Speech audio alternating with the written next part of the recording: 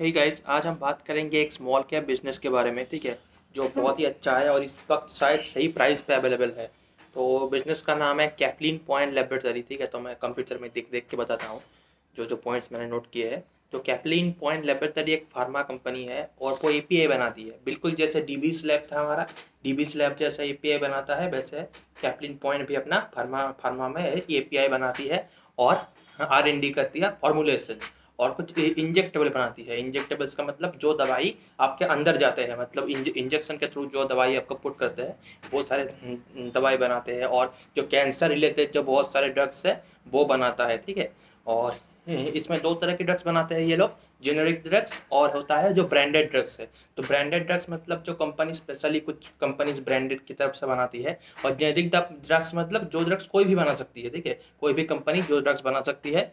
ठीक है, वो मतलब कॉपी पेस्ट ड्रग होता है, जो मतलब कोई भी चाहे तो बना सकता है, तो वैसे ड्रग्स बनाती है और सेल करती है। तो अब ये कंपनी सेल कहाँ करती है, तो देखिए ये इंडिया में सेल नहीं करते। इनका majority of geography wise sale अगर हम बताएं तो लैटिन अमेरिका एक है, यूएस है, अफ्रीका है। ठीक है, लैटिन अमेरिका में 83% उसका सेल है, मतलब मेजोरिटी ऑफ द सेल वो लैटिन अमेरिका से लेते हैं। ठीक है, मैक्सिको ऐसे एरिया से। और दूसरा जो सेकंड जो हाईएस्ट है वो है यूएसए। यूएसए से इसका 14%, जो 14% ग्रोथ आता है, 14% सेल्स आता है। तो 83% सेल्स आता है लैटिन अमेरिका से, 14% सेल्स आता है यूएसए से। अफ्रीका से आता है सिर्फ 3% सेल।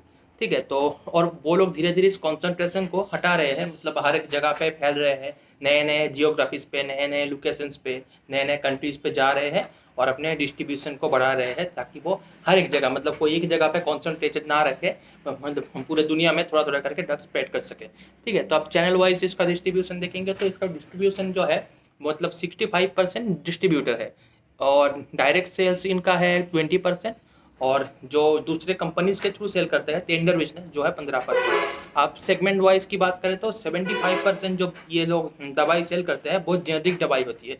जेनेरिक दवाई मतलब वही जो मैंने पहले बताया कि कोई भी बना सकता है इस दवाई को। ठीक है, मतलब कोई स्पेशल कंपनी नहीं बना सकती, कोई भी कंपनी चाहे तो इस दवाई को बना सकती है। जैसे कि पेन किलर हो गया, अपना इंसुलिन हो गया, ऐसे दवाई को कोई भी कंपनी बना सकता है। तो ये होता है जेनेरिक दवाई।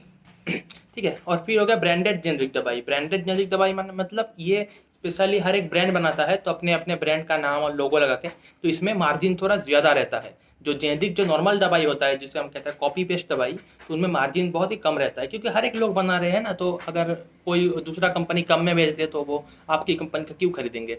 तो जेनेरिक दवाई में मार्जिन कम रहता है, वो इसका 75% ऑफ सेल्स होता है, और ब्रांडेड जेनेरिक जो 25% ऑफ सेल होता है। तो अब ये लोग क्या कर रहे हैं, R&D पे बहुत ज़्यादा फोकस कर रहे हैं लास्ट 5 साल से। एक्चुअली कोविड के पहले से ही ये बहुत ज़्यादा फोकस कर रहे हैं कि R&D पे, ताकि आप ये अपना खुद का प्रोडक्ट बना सके। ठीक है, खुद का प्रोडक्ट लाइन बना सके।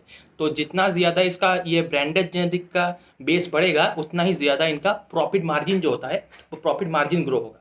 ठीक है, अब कंपनी क्या करती है, ये थोड़ा अच्छा लगा कि ये एसिड लाइट मॉडल है। एसिड लाइट मॉडल मतलब जो ये दवाई बनाती है, तो इसका 45% दवाई वो आउटसोर्स करती है, मतलब कोई और कंपनी को दे देती है कि तुम हमारे बिहाफ पे ये दवाई बना के हमें दो, तो ताकि उन्हें फैक्ट्री में इतना इन्वेस्ट ना करना पड़े, फैक्ट्री में नए नए वर्कर्स में इसमें इतना खर्चा ना करना पड़े। तो 45% दवाई वो दूसरे कंपनी को दे देता है बनाने के लिए, कि हमारे लिए तुम ये दवाई बना के दो। और 55% जो दवाई है वो ये बनाती है खुद के लैब पे, खुद के फैक्ट्रीज पे बनाती है। ठीक है, तो 55% खुद के फैक्ट्रीज पे बनाती है, 45% बनाती है लीज पे, मतलब किसी कंपनी को दे दिया कि आप मेरे लिए ये दवाई बना के दो, और बस यही। तो इसमें क्या होता है, एक साथ पूरा पैसा नहीं लगता, तो इसमें जो फिक्स्ड कॉस्ट है इसमें वो थोड़ा कम हो जाता है, तो उसमें फ्री कैश फ्लो ज़्यादा बनता है, तो इसीलिए एसिड लाइट मॉडल है।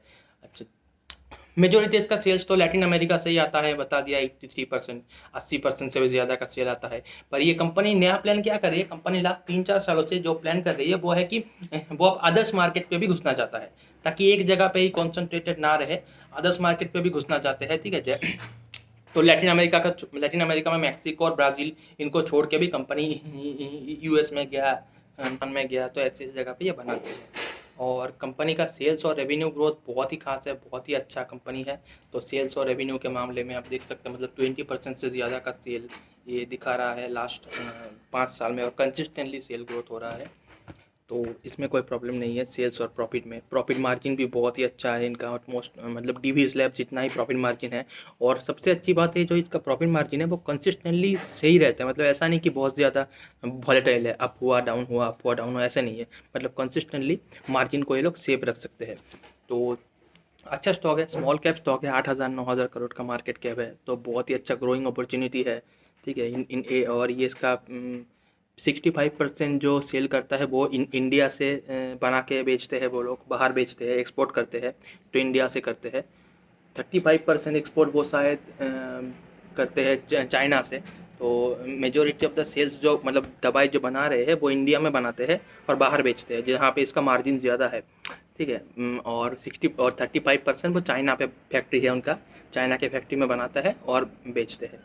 तो ये एक अच्छा कंपनी है। ठीक है, अगर आप लॉन्ग टर्म व्यूज़ है तो इसे बाई कर सकते हैं।